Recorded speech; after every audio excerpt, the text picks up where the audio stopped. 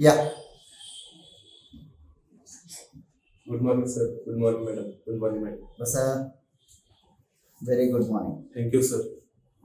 उंची किती आहे तुमची? सर माझी उंची 6 फूट आणि 1 इंच आहे. अरे बापरे. काय मग DYSP पहिला प्रेफरन्स आहे? हो सर, पोलीस उपाधीक्षक माझा पहिला प्रेफरन्स आहे. वा. अच्छा. कुठून आले? सर मी सोलापूर जिल्ह्यातील पंढरपूर तालुक्यातील ओजीवडे गावातून आलो. हो का? Yes. पंढरपूरचे? हो सर. वडील काय करतात? सर माझे वडील निवृत्त जिल्हा जलसंधारण अधिकारी आहेत. हो का? हो सर. कुठे होते पोस्टिंग वडिलांच्या? सोलापूर जिल्हा परिषदेचे पोस्टिंग होते आणि पूर्ण सर्व्हिस त्यांची सोलापूर जिल्ह्यातच पोस्टिंग झालेली आहे. बरं. आता सध्या काय करतात वडील? आता सर सध्या निवृत्त आहेत. सध्या शेती पाहतात. किती आहे शेती तुम्हाला? सर आम्हाला 25 एकर शेती आहे. अरे वा, छान. कोण कोण असतं घरी तुमच्या? सर आमच्या घरी आजोबा, आई, बाबा आणि माझे 2 लहान भाऊ आहेत. अच्छा. आई काय करतात तुमच्या? सर आई शेती सांभाळते आणि प्लस घराकडे लक्ष देते. तुमचं ग्रॅज्युएशन कधी झालं? सर माझं ग्रॅज्युएशन 2016 साली कम्प्लीट झालेलं आहे सिव्हिल इंजिनिअरिंग मध्ये. अरे सिव्हिल इंजिनिअरिंग का? 2016 पासून आजपर्यंत काय केलं मग? 5-7 वर्ष गेले ना? सर नाही, 16 पासून मी स्पर्धा परीक्षा करत आहे. राज्यसेवा करत असतानाच मी 2019 साली संरक्षण आणि सामरिक शास्त्र या विषयात MSc पूर्ण केले आहे आणि सध्या मी माझी भूमी अभिलेख विभागात भूकरमापक म्हणून निवड झाली असून मी जामबंदी आयुक्त कार्यालय पुणे येथे कार्यरत आहे. काय निवड झाली? भूकरमापक. भूकरमापक. अच्छा. काय आहे ते? सर भूकरमापक ज्याला इंग्लिशमध्ये सर्वेअर असं म्हणतात, त्यांचं बेसिकली काम आहे मोजणी करणे आणि अभिलेखांच्या माध्यमातून जे पण त्यांना उपाधीक्षक भूमी अभिलेख जे कामं ठरवून देतील ते कामं करणे हे बेसिक काम आहे. अच्छा. तुमचं काय काम असते? काय काम केलं तुम्ही आजपर्यंत या पदावर? सर सध्या बेसिकली माझं ऑफिस वर्क आहे. बेसिकली 2 प्रकारचे वर्क हे आम्हाला करावे लागतात. एक फील्ड वर्क आणि दुसरं ऑफिस वर्क. फील्ड वर्क मध्ये आम्ही जागेवर जाऊन मोजणी करतो आणि मी सध्या ऑफिस वर्क मध्ये राज्याच्या मुख्यालयात कार्यरत आहे ही मोजणी व्हर्जन 2च्या सेलमध्ये. अच्छा. काय आहे ही मोजणी व्हर्जन 2 आणि व्हर्जन 1 काय? बेसिकली व्हर्जन 1 हे ऑनलाईन प्रकारचंच होतं, पण त्यामध्ये जो कसं ग्राहक अर्जदार असेल त्याला ऑफिसमध्ये येऊन फॉर्म द्यावा लागायचा. त्यानुसार ते ऑनलाईन फीड करून मोजणी केली जायची. पण व्हर्जन 2 मध्ये आम्ही असा बदल केलेला आहे की ज्यानुसार जे पण अर्जदार असतील त्यांनी राहत्या घरातूनच अर्ज भरून तो ऑफिसमध्ये आपोआप सबमिट होईल आणि त्यानुसार भूकरमापक जागेवर जाऊन मोजणी करतील आणि त्यांना जी मोजणीची कबत आहे तीही त्यांच्या खात्यावरच उपलब्ध होईल, ज्यामुळे जेणेकरून जो पण अर्जदार आहे त्याला ऑफिसमध्ये येण्याची गरज नाही. प्लस जो पण त्यांना त्यांचा नकाशा उपलब्ध होईल तो GIS बेस्ड असेल आणि तो सर्व पब्लिकसाठी अवेलेबल असेल. अच्छा. म्हणजे तो सर्वांसाठी अवेलेबल असतो? Yes sir. बरोबर. येस. या हे व्हर्जन 2 म्हणताय तुम्ही ते मोजणीचे, याचे फायदे काय आहेत? सर बेसिकली व्हर्जन 2चा मेन फायदा असा आहे की GIS पोर्टलमध्ये जो नकाशा अवेलेबल होतो त्यानुसार माननीय जामबंदी आयुक्तांनी एक फॉर्म्युला डेव्हलप केलेला आहे ज्यानुसार एखाद्या एरियाचं GIS शिफ्ट किती होतोय म्हणजे रेकॉर्डनुसार ते क्षेत्र किती मिळत आहे याची माहिती जे पण ऑनलाईन मार्केटमध्ये आम्ही अवेलेबल करून देणार आहोत, जेणेकरून जर एखाद्याचा शिफ्ट 5% जास्त असला तर भविष्यात त्याचा वाद उत्पन्न होऊ शकतो. ही माहिती जमीन घेणाऱ्या कस्टमरला किंवा अर्जदाराला माहिती असली पाहिजे, जेणेकरून त्याच्या किमतीही त्यानुसार शिफ्ट होऊ शकतो. आणखीन काय फायदे आहेत? सर अजून एक फायदा म्हणजे बेसिकली जो ग्राहक आहे की अर्जदार आहे त्याचा ऑफिस सोबतचा कॉन्टॅक्ट कमी होईल. त्यामुळे जे लाच घेण्याचं प्रमाण असेल किंवा जे कामं न होण्याचा प्रकार असेल तोही कमी होईल. प्लस टाइम बाउंड मोजणी, ज्या आजकाल मोजणीमध्ये आपण पाहतो की अति तातडीची मोजणी जी 15 दिवसात व्हायला हवी ती होत नाही. पण व्हर्जन 2 मध्ये अति तातडीची मोजणी 15 दिवस किंवा जी पण सामान्य मोजणी 6 महिन्यात ते त्या दिवशी करणं ही भूकरमापकाला कंपल्सरी असेल. त्यामुळे टाइम बाउंड मध्ये म्हणजे कम्प्लीट होईल. तुम्ही एक मध्ये शब्द वापरला लाच घेणे, तुमच्या डिपार्टमेंटला चालतंय काय सगळं? सर आपण पाहिलं तर जो पण महाराष्ट्राचा नॅशनल क्राईम ब्युरो रेट आहे त्यानुसार जर पाहिलं तर काही प्रमाणात डिपार्टमेंटमध्ये चालतं सर. अच्छा. तुम्ही घेतले का नाही कधी कोणाचे पैसे? नाही सर, सॉरी सर, मी कधी घेतले नाही आणि भविष्यात घेणार नाही. सगळे असंच म्हणतात. खरं सांगा, घेतले का? नाही सर, नाही घेतले आतापर्यंत, कधी घेतले नाही सर. नाही ना? नाही सर. अच्छा. ही जी तुम्ही मोजणी म्हणता, जसं आपण 7/12 एखाद्या मालकाची मालकी दिसते, Yes. बरोबर, तशी तुमच्या मोजणीवर काही सुविधा आहे का? समजा मला हे एखाद्याचे प्लॉट घ्यायचा, तर मी ते ऑनलाईन पाहू शकतो का sir?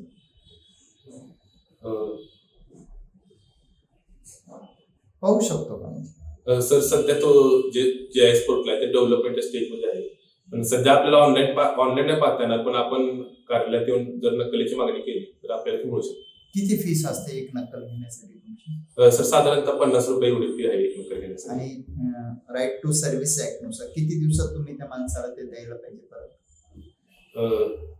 Sir right to service नुसार प्रत्येक जो पण कागदपत्र आहे त्याची डेट ठरलेली आहे सर. जो पण आता नक्कल आपण जर रेकॉर्डची नक्कल मागितली तर ती 5 दिवसात देणं बंधनकारक आहे सर. आणि असे सर बाकीचे पण आहेत, पण मला एक्झॅक्टली त्याचे वेगवेगळे दिवस आहेत ते माहित नाही सर. ठीक आहे, नाही तर नाही, सोडून द्या. मला एक सांगा, तुम्ही महसूल प्रशासनाशी संबंधित आहे? हो सर. बरोबर.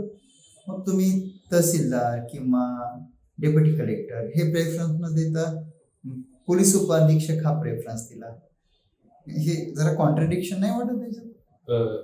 सर रिस्पेक्टेड सर, मला असं वाटत नाही, कारण पहिल्यापासूनच माझी पोलीस प्रशासनात जाण्याची माझी आवड होती आणि मी त्याबद्दल माझी पॅशनही आहे. मी सध्या सर PSI ची मुख्य परीक्षेला आहे, त्यामुळे मी पोलीस प्रशासनात पहिला प्रेफरन्स DYSP टाकले आहे.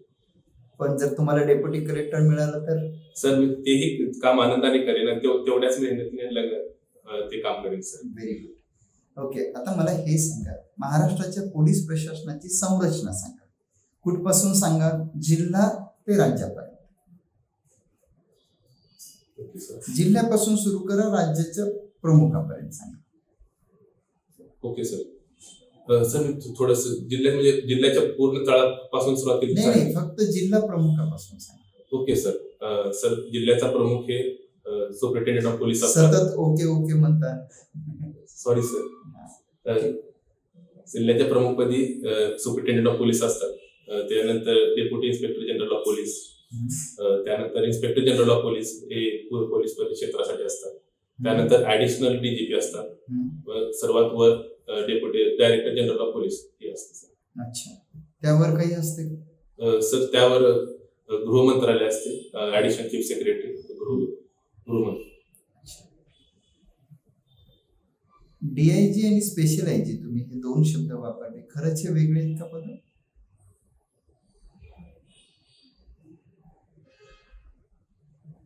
सॉरी सर, मला एवढी माहिती आहे, पण माहिती घेईल सर. तुम्ही DYSP प्रेफरन्स दिला ते माहित पाहिजे ना. बरं ठीक आहे, आता आम्हाला जिल्हा स्तरापासून ते एकदम खालच्या घटकापर्यंत सांगा, बघू आपण तुम्हाला किती ज्ञान आहे याचं पोलीस प्रशासनात. तुम्ही म्हणले ना पॅशनेट आहे, बोला. सर जिल्हा स्तरावर सुपरिटेंडेंट ऑफ पोलीस असतात. उपविभाग स्तरावर त्यानंतर ऍडिशनल सुपरिटेंडेंट ऑफ पोलीस, परत त्याच्या खाली उपविभागावर पोलीस उपाधीक्षक हे पद आहे. त्यानंतर पोलीस निरीक्षक, त्याच्या खाली आपण पाहिलं तर सहाय्यक पोलीस निरीक्षक, त्याच्या खाली APA सांगा, PI सांगा, काय प्रॉब्लेम? त्याच्या खाली सर PS आहे. त्याच्या खाली सर सहाय्यक पोलीस सहाय्यक PS आहे, AS आहे सर. सर त्याच्या खाली हेड कॉन्स्टेबल, सर पोलीस नाईकचं पद होतं ते आता रद्द झालेलं आहे, आणि सर्वात खाली पोलीस कॉन्स्टेबल. अच्छा, त्याच्या खाली काय असतं? हवालदार वगैरे असतं? थोडं बघून घ्या, जायचं या डिपार्टमेंट मध्ये म्हणलं है ना. मला आता हे सांगा, पोलीस कमिशनरेट एरिया आणि परिक्षेत्र यामध्ये काय फरक असतो? सर पोलीस कमिशनरेट एरिया हा जे पण मोठी महानगर आहेत त्यामध्ये पोलीस कमिशनरेट ही सिस्टीम लागू आहे, आणि पोलीस परिक्षेत्र हे ग्रामीण भागातील जे जिल्हे 3-4 जिल्हे एकत्र करून बनवलं जातं सर. अच्छा, सगळ्या जिल्ह्यामध्ये पोलीस कमिशनरेट आहे का? नाही सर, पोलीस प्रत्येक जिल्ह्यामध्ये नाहीये सर. महाराष्ट्रात किती कमिशनरेट आहे? सर सध्या महाराष्ट्रामध्ये पोलीस विभागाच्या वेबसाईटनुसार 10 कमिशनरेट आहे. कोणते कोणते सांगा बरं. सॉरी सर, आता एकदमच रिकॉल होत नाही सर. आपण करू ना, चला मी मदत करतो तुम्हाला. मी सांगतोय मुंबई शहर, सर मुंबई शहर आहे, हम्म, पुणे आहे, हम्म, पिंपरी चिंचवड आहे, हम्म, सोलापूर आहे, हम्म, छत्रपती संभाजीनगर आहे, हम्म, नागपूर आहे, हम्म, अमरावती आहे, हम्म, नाशिक आहे सर. हम्म. सर बाकी एक्झॅक्टली माहिती नाही. ठाणे तर सांगितलंच नाही तुम्ही. हो सर, सॉरी. आहे ना, मग आता एक विसरलो, कोणतं आहे? Police commissioner. नक्की ना? ओके. मला हे सांगा की पोलीस कमिशनर एरियामध्ये आणि परिक्षेत्रामध्ये अधिकाराच्या पॉवर्स, नॉट ऑफिसर्स, काय नेमका फरक असतो? सर पोलीस कमिशनरेट एरियामध्ये आपण पाहिलं तर कमिशनरेट एरियामध्ये जे पण मॅजिस्ट्रेट पॉवर आहेत ते पोलीस कमिशनर सरांना उपलब्ध आहेत, आणि परिक्षेत्रामध्ये सर मॅजिस्ट्रेट पॉवर उपलब्ध नाही. हा बेसिक डिफरन्स आहे सर. कमिशनरेट एरियामध्ये कोणाकडे असतात नेमकं मॅजिस्ट्रेटचे पॉवर्स? सर पोलीस आयुक्तांच्याकडे मॅजिस्ट्रेटचे पॉवर. मला हे सांगा, तुम्ही मॅजिस्ट्रेटचे पॉवर म्हणजे नेमकं काय? सर मॅजिस्ट्रेटच्या पॉवर म्हणजे जे पण अरेस्ट वॉरंट काढणे असेल, जे पण डिटेन्शन करणं असेल, यासारख्या ज्या अर्धन्यायी क्रिया आहेत ते मॅजिस्ट्रेट पॉवर. क्वासी ज्युडिशियल म्हणजे काय? सर क्वासी ज्युडिशियल म्हणजे बेसिकली पूर्णतः ज्युडिशियल नाही, पण क्वासी ज्युडिशियल म्हणजे त्याला आपण जागेवर निर्णय देऊ शकतो, पण त्याच्या अधिकार क्षेत्रात जे पण त्याला ठरवलेले असतील त्यानुसार. सर काही उदाहरणं सांगता येते त्याच्यात काय काय येतं? सर क्वासी ज्युडिशियल म्हणजे आपण उदाहरण देऊ शकतो की महसूलमध्ये दिले चालेल का सर उदाहरण? हा चालेल. सर जे पण तहसीलदार असतील किंवा उपजिल्हाधिकारी असतील, ते एखाद्या जमिनीचा वाद असेल तो सोडवण्यासाठी आपल्या बाजूने एक निर्णय देतात. त्या पद्धतीच्या त्यानुसार त्यांनी पॉवर यूज करतात. जेव्हा न्यायालयाचे असेल त्याला सर क्वासी ज्युडिशियल पॉवर असते. एखाद्या व्यक्तीची तडीपारी करायची असेल तर ग्रामीण भागात कोण करेल? सर एखाद्या व्यक्ती तडीपारी करायची तर ग्रामीण भागामध्ये जिल्हाधिकारी हे करतात, पण त्यांनी त्यांच्या पॉवर खाली उपजिल्हाधिकारी यांच्याकडे निर्माण केले. उपजिल्हाधिकारी म्हणजे डेप्युटी कलेक्टर. Yes sir. पण समजा एखाद्या सप्लायला डेप्युटी कलेक्टर असतील तर ते करतील का? नाही सर, फक्त जे प्रांताधिकारी आहेत तेच करतात. मॅडम माझा छंद हा पर्टिक्युलरली छंद म्हणता येणार नाही, पण मला जे हिस्टॉरिकल फिक्शन बुक आहेत ते वाचायला आवडतं. मॅडम मी आतापर्यंत आमिष त्रिपाठी यांचे शिवा सिरीज मधले 3 book, immortals of Meluha, both of secret of the Nagas आणि बोथ ऑफ पुत्राज, हे 3. रामचंद्र सिरीज आमिष त्रिपाठी यांचीच, त्यामध्ये राम, सीता, रावण आणि सगळ्यात शेवटचं बुक वॉर ऑफ लंका हे वाचलेलं आहे. आता सध्याला मी अलेक्झांडर क्रिस्टोफर डॉयल यांचं द महाभारत सिक्रेट हे पुस्तक वाचतोय. तुम्ही डिफिकल्टी ऑफ बिईंग गुड वाचलं का? सर सॉरी सर, वाचलं नाही का? बरं, तुम्ही ते शिवा सिरीजचे सांगितले, कोणते 3 पुस्तकं? Immortals of Meluha, the secret of the Nagas and the oath of the Vayuputras. Okay. आता मला सांगा, तुम्ही हे चांगले वाचले ना? विचारू प्रश्न आम्ही त्यावर? हो सर. ओके. त्यांच्या लेखनाची काय वैशिष्ट्य आहे त्या लेखकाची? सर आमिष त्रिपाठींचं सर्वात म्हणजे जे चांगलं जे मनाला भावतं ते वैशिष्ट्य म्हणजे त्यांनी जे पण हिस्टॉरिकल किंवा मिथॉलॉजिकल जे फॅक्ट आहेत त्यांची जे आधुनिक जगाशी सांगड घालून ते चित्र जे आपल्या डोळ्यासमोर सादर करण्यात खूप यशस्वी झालेले आहेत. आता मला सांगा, पहिलं पुस्तक कोणतं? The immortals of the Meluha. Immortals of the Meluha, बरोबर. त्याच्यामध्ये नेमकं काय? मॅडमला व्यवस्थित सांगा तुम्ही. इमॉर्टल्स ऑफ मेलोहा मध्ये त्या मेलोहा म्हणजे आजचा जो हडप म्हणजे ज्या प्रदेशाला हडप्पा संस्कृती असं म्हटलं, त्याला सुमेर संस्कृतीमध्ये मेलोहा असं म्हटलं जातं. त्यांच्यामध्ये असा एक विश्वास होता की प्रत्येक थोड्या वर्षांनी जेव्हा अन्याय अत्याचार वाढेल तेव्हा शिव जे भगवान आहेत ते अवतार घेतील मानवी रूपात, ते सर्व दुष्टाचा नाश करतील. त्यास इमॉर्टल्स ऑफ मेलोहामध्ये जे शिव आहेत ते त्यांची उत्पत्ती अचानकच हिमालयातून त्या मेलोहा रिजन मध्ये प्रकट झालेली आहे. त्यांची जी निशाणी होती, जी गळ्यावर त्यांना एक म्युटेशन झालं होतं जेनेटिक त्या ट्राईबला पूर्णच, त्यानुसार त्यांच्या गळ्यावर एक निळं जे ब्ल्यूइश कलर झालं होतं, त्यामुळे ते शिवा आले असं मानलं गेलं. त्यांच्या ड्युटी त्यांनी कशा पद्धतीने पूर्ण केल्या हे तुम्ही थोडक्यात सांगत नाही, आम्हाला थोडक्यात पाहिजे. दुसऱ्या पुस्तकाविषयी सांगा. दुसऱ्या पुस्तकाविषयी बघा, एखादा आपण चित्रपट पाहतो, किती तासाचा असतो? 3 तासाचा. आपण सांगताना 3 तास सांगतो का? नाही सर. तसं सांगा एक दुसऱ्या पुस्तकाविषयी. दुसऱ्या पुस्तकात शिवांचं त्यांची आर्मी गोळा करणे, आर्मी गोळा करून तिथपर्यंतचा जो वायुपुत्रापर्यंत प्रवास आहे ट्रेकपर्यंत तो दाखवला आहे. तिसऱ्यामध्ये जर शिवा आहेत ते वायुपुत्रामध्ये जाऊन त्यांचे जे विध्वंसक अस्त्र आहेत ते प्राप्त करतात व त्यानंतर ते मेलोहामधला जो अन्यायकारी राजा आहे तो त्याचा कशा पद्धतीने वध करून एक चांगलं शासन देण्याचा प्रयत्न करतात हे दाखवले. शिवा ट्रॅव्हलॉजी याचाच भाग आहे का? येस सर, शिवा ट्रॅव्हल त्या 3 पुस्तकांना मिळून सर शिवा ट्रॅव्हल असं म्हटलं जातं. असं काय विषय होता असं, म्हणजे हेच पुस्तक तुम्हाला आवडण्याचं कारण काय नाही? सर बेसिकली त्यांचं मला इतिहास जो लहानपणापासून वाचला त्याबद्दल थोडीशी कौतुकता होती. प्लस ते पुस्तक वाचल्यामुळे मला थोडेसे ते आजच्या काळाशी रिलेट करल्यामुळे ते खूप चांगल्या पद्धतीने मला वाचून इंटरेस्टिंग भावलं. त्यामुळे तेच सिरीज आता वाचतोय कंटिन्यू. तुम्हाला नाही वाटत आजकालच्या आधुनिक जगामध्ये लेखक आपल्या मनाप्रमाणे अर्थ लावायला लागला? सर माझं म्हणणं आहे त्यालाच तर फिक्शन म्हटलं जातं. त्या लेखकाने सुरुवातीलाच त्यामध्ये उल्लेख केला आहे की सर्व काल्पनिक आहे. अच्छा, हो सर, त्यामुळे ते आपण आपल्या मनाला चालना मिळतं असं मला वाटतं. पेपर वाचता तुम्ही? हो सर.